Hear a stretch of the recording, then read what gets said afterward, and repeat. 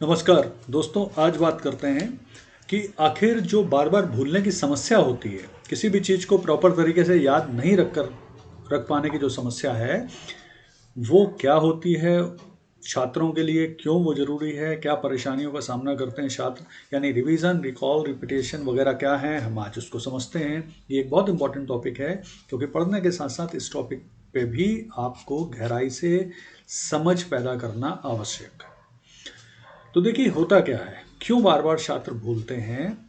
ये एक normal process है। किसी भी चीज़ को स्थायी रूप से याद रखने का तरीका एक ही होता है, हम बार बार उसे रिवीजन करें, रिकॉल करें, रिपीटेशन करें, यानी दोहराव करें, याद करें और उसे याद करने की कोशिश करके दोहराव करने की, रिपीटेशन करने की कोशिश करें। तो ये एक बेसिक तरीका है।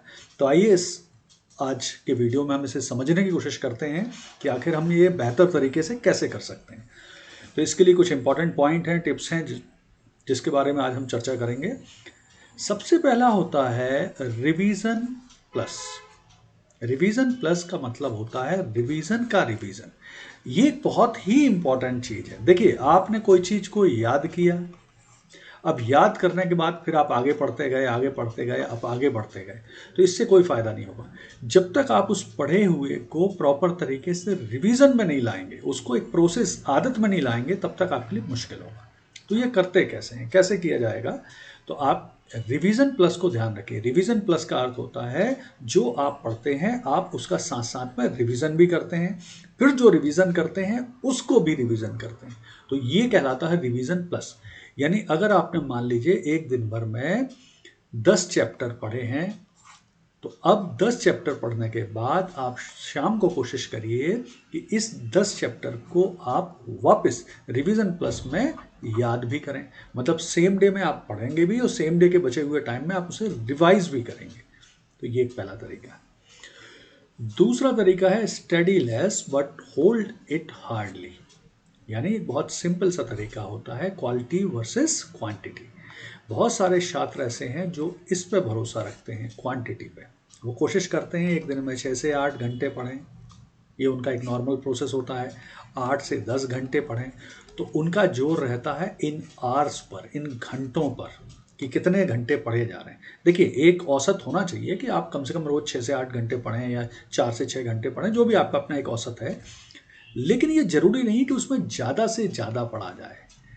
ज़्यादा से ज़्यादा नहीं पढ़ना है, जो पढ़ना है उसे याद करके रखने की कोशिश करना है, उसे होल्ड करना है। यानी यहाँ पर क्वांटिटी का सवाल नहीं है कि आप 10 अगर 8 घंटे पढ़ रहे हैं तो आप 20 चैप्टर पढ़ लीजिए या आप 25 चैप्टर पढ़ लीजिए, वो नहीं करना है। आप भले ही 5 चैप्टर पढ़िए, लेकिन उस 5 चैप्टर को रिवाइज भी उसी दिन कर लीजिए और उसके इंपॉर्टेंट पॉइंट को नोट करने की कोशिश करिए, उसके बारे में एक बेसिक अंडरस्टैंडिंग डेवलप करने की कोशिश करिए। तो ये होती है क्वालिटी। ज़्यादा नहीं पढ़ना है, कम पढ़ना है, लेकिन जो भी पढ़ना है उसे क्वालिटी से होल्ड करने की कोशिश करना है। अगला एक इंपॉर्टेंट टाइम होता है, अगला एक इंपॉर्टेंट टिप्स है टाइम डिस्ट्रीब्यूशन।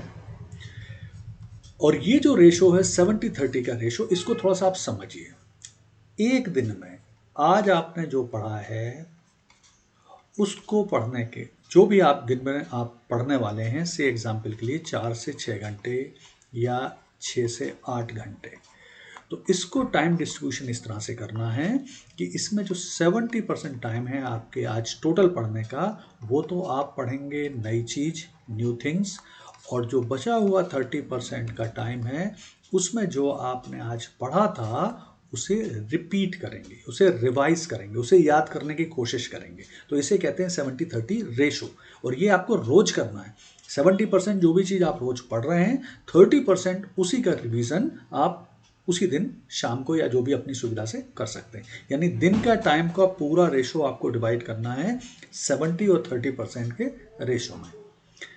चलिए, फिर इसके बाद और पढ़ने का तरीका है, आप चीज़ों को हाईलाइट करके पढ़िए। जैसे आप चैप्टर पढ़ रहे हैं, तो चैप्टर में जो इम्पोर्टेंट चीज़ें हैं आप उनको पढ़ते समय ही हाईलाइट करते जाइए। और इसके लिए आप अलग अलग कलर के हाईलाइटर्स का यूज़ कर सकते हैं। आप अगर अलग अलग कलर के हाईलाइटर्स का यूज़ करेंगे तो वो आपके लिए प्री के फैक्ट, मेन के फैक्ट के लिए काम आएगा। जैसे अगर आपने अपना एक रख लिया है तरीका बना लिया है कि पीले रंग का पेन का इस्तेमाल आप प्री के फैक्टों को हाईलाइट करने के लिए करेंगे और लाल रंग के जो पेन का हाइलाइटर का इस्तेमाल आप मेंस के फैक्ट को करेंगे, तो ये आपके लिए आसान बन जाएगा। लेकिन ये शुरू में आपको मुश्किल होगा इस तरह से इसको डिवाइड करना, लेकिन धीरे धीरे ये आपके आदत में आ जाएगा। फिर कई बार एक ही लाइन को आप दोनों कलर से हाईलाइट कर सकते हैं, तो वो तरीका भी आपको समझना पड़ेगा कि कुछ फैक्ट प्री मेंस दोनों के लिए यूजफुल रहेंगे, तो इस तरह से आपको आदत में लाना पड़ेगा। फिर अगला तरीका है स्पीकिंग वाइल रीडिंग। आप बोल बोल कर पढ़िए। देखिए, याद करने का ये एक बहुत अच्छा तरीका माना जाता है। स्कूल कॉलेज या बहुत सारी जगह आपने देखा होगा, छात्र हमेशा कोशिश करते हैं, ज़ोर ज़ोर से बोलकर पढ़ते हैं। तो ये याद करने का एक बहुत ही बेसिक सा तरीका है और अच्छा तरीका है जो काफ़ी सफल है, और इससे वाकई चीज़ें याद होती हैं, तो ये भी आप करिए। फिर है, आप याद करने के लिए क्या कर सकते हैं, जिस भी चैप्टर को आपने पढ़ा है उस चैप्टर में मान लीजिए 50 लाइनें थी उदाहरण के लिए, तो आप उसमें से 10 जो इम्पोर्टेंट लाइंस थी उसके 10 वन लाइनर बना लीजिए। तो इससे उस पूरे चैप्टर का जो सार है, जो जिस्ट है, जो मॉरल ऑफ द स्टोरी है, वो आपको पॉइंट में याद हो जाएगा। तो ये भी एक बहुत इंपॉर्टेंट तरीका, बहुत अच्छा तरीका माना जाता है। फिर इसके बाद है स्टडी जो हम करते हैं, तो उनको जो नए चैप्टर जब हम पढ़ेंगे तो उन्हें याद रखने का क्या क्या तरीका है। तो देखिए, इसमें तरीका है, कुछ तरीकों का इस्तेमाल आप कर सकते हैं जब आप नए चैप्टर को पढ़ते हैं। जैसे एक तरीका होता है MCQ पैटर्न होता है, आप उसके द्वारा उसे पढ़ सकते हैं। जैसे अगर आपको मान लीजिए एक नया चैप्टर आप पढ़ रहे हैं, न्यू चैप्टर आपने पढ़ना शुरू करने वाले हैं, तो आप एक तरीका इस्तेमाल कर सकते हैं, पहले उस चैप्टर के MCQ को हल करिए। अगर जब आप पहले उस चैप्टर के MCQ हल करेंगे तो आपको हो सकता है उसमें से मैक्सिमम क्वेश्चन नहीं बनेंगे।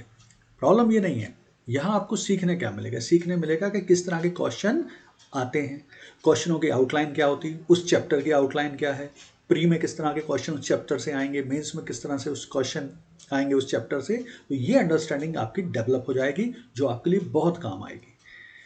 दूसरा तरीका है, आप जो भी चैप्टर पढ़ रहे हैं, इस तरीके जो भी आप चैप्टर पढ़ने वाले हैं, तो आप उनको धीरे धीरे इस तरह से पढ़ें जैसे आपने क्वेश्चन पढ़ा। अब क्वेश्चन पढ़ने के बाद आप कुछ उसके आंसर को पढ़ने की कोशिश करिए, तो कुछ चीज़ आपको समझ में आएगी, कुछ चीज़ समझ में नहीं आएगी। तो इस तरह से fill in the blanks style में आपको वो चैप्टर धीरे धीरे याद होगा कि कुछ चीज़ें आपके दिमाग में बैठ जाएंगी, कुछ चीज़ें आपको समझ में नहीं आएंगी, लेकिन ये आपको साथ साथ क्वेश्चन पढ़ते हुए करते जाना है। फिर है thinking about new chapter with closed I right after reading the chapter.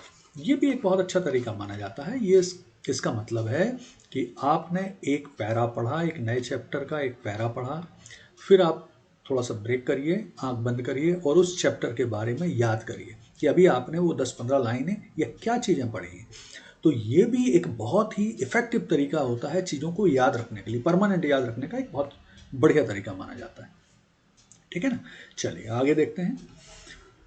Do not try to cover 100% syllabus, leave some part of it. अब ये जो छोड़ना है हमें, देखिए 100% सिलेबस याद करने की कोशिश नहीं करना है, कुछ पार्ट छोड़ सकते हैं। अब वो छोड़ कौन सा पार्ट सकते हैं, वो ऐसा पार्ट छोड़ सकते हैं जो आपको लगता है कि आपको याद है, कॉमन है, बहुत ज़्यादा क्वेश्चन पिछले सालों में उससे नहीं आ रहे हैं, तो ऐसे पार्ट्स को आप चिन्हित करके उसको छोड़ सकते हैं। यानी 100% सिलेबस की आवश्यकता नहीं है, कुछ पार्ट्स को आप छोड़ते भी जा सकते हैं।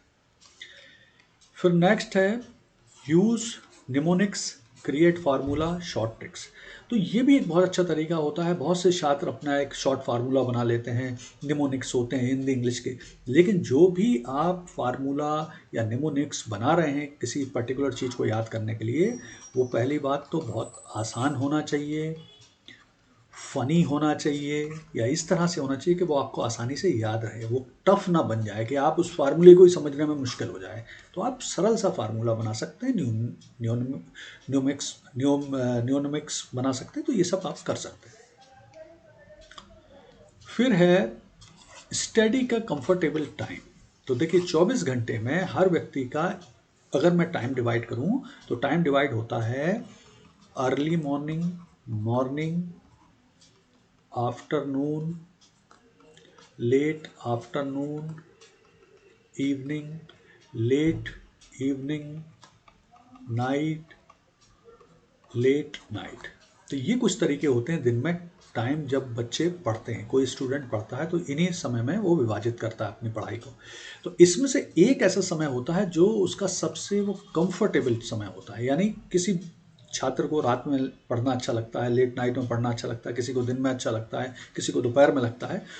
तो आप जो भी 4 से 6 घंटे पढ़ने वाले हैं एक दिन में, या 6 से 8 घंटे पढ़ने वाले हैं एक दिन में, तो उसमें आप अपने 3 घंटे या 4 घंटे का टाइम अपने फेवरेट पढ़ने के टाइम में दीजिए, और बाकी समय को डिवाइड करिए पूरे दिन में अलग अलग टाइम में।